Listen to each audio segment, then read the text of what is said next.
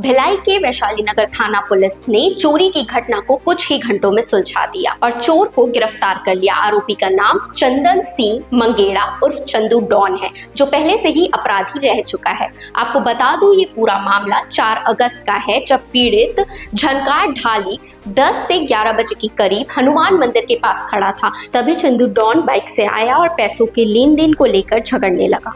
साथ ही मारने की धमकी देता है, गाली गलौज करने लगता है और फोन लेकर भाग जाता है। जैसे ही पीड़ित ने पुलिस को खबर दी, पुलिस ने तुरंत रिपोर्ट दर्ज कर जांच शुरू किया। वहीं वरिष्ठ अधिकारियों के निर्देश पर एक टीम बनाई गई और 5 अगस्त को आरोपी को उसके घर अर्जुन नगर कैंप 1 से पकड़ लिया।